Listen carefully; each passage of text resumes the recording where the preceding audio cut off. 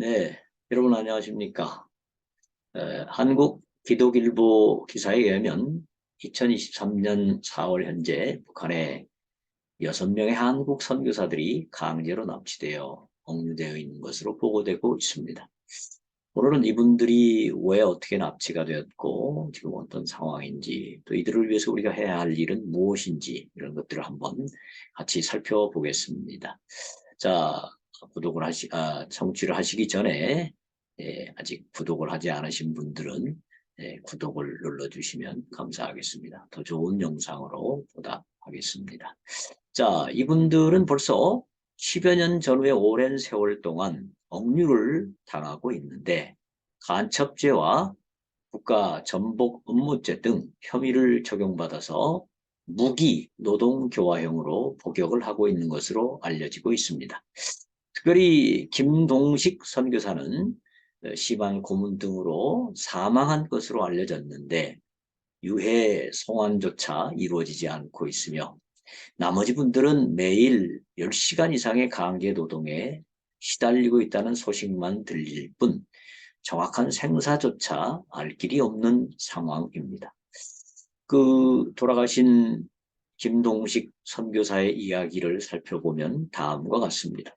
이 김동식 선교사는 중국 옌지 지역에서 1990년부터 탈북 청소년, 일명 꽃제비라고 하죠. 이들을 돌보는 사역을 해왔습니다. 처음 7명으로 시작한 사역이 9개 미션 홈으로 성장했습니다. 보호하는 꽃제비들도 수십 명으로 늘어났습니다.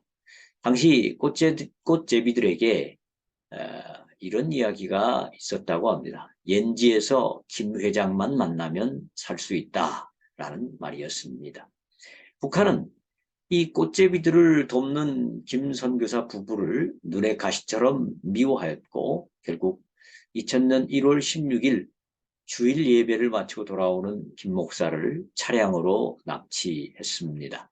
당시 김 선교사는 직장암 수술을 한 지 보름밖에 되지 않은 상태였는데 이런 연유 때문인지 다음 해인 2021년에 영양실조, 고문 후유증 등으로 혈진 상태로 결국 순교했다고 알려져 있습니다. 북한 정부는 김 선교사에게 예수 그리스도를 부인하고 주체 사상으로 전향할 것과 탈북자를 도운 과거를 회개하도록 강요했지만 그를 끝까지 거부했다고 합니다. 그러자 북한 당국은 김 선교사에게 아예 밥도 제대로 주지 않았고 결국 80kg였던 이분이 35kg까지 살이 빠져서 죽었다고 합니다. 이 외에도 김정욱, 김국기, 최춘길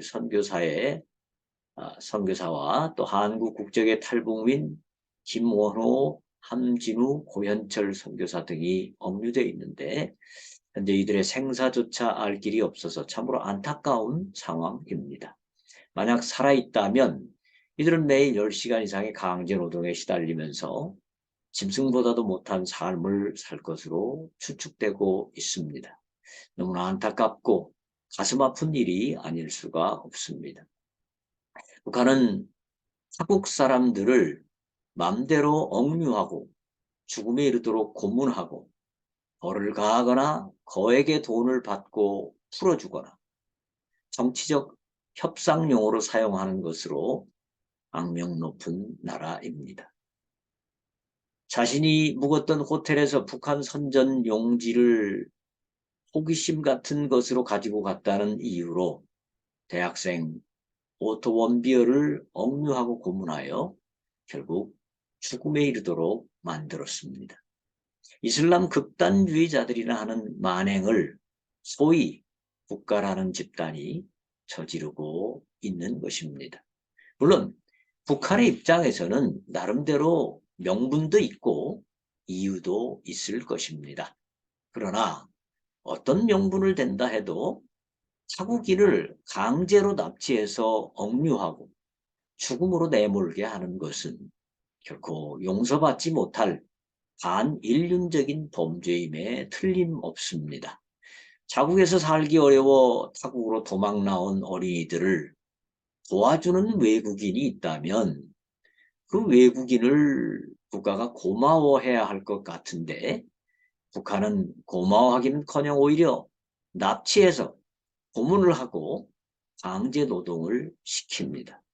이것을 어떻게 정상적인 국가로 볼 수 있겠습니까? 이런 일을 보면서 좀 부탁을 드리고 싶습니다. 입만 열면 종전협정, 종전선언, 평화협정 등을 주장하는 정치인들은 이제 이 억류된 6명의 석방을 위해서 좀 힘을 써주시기를 부탁을 드립니다.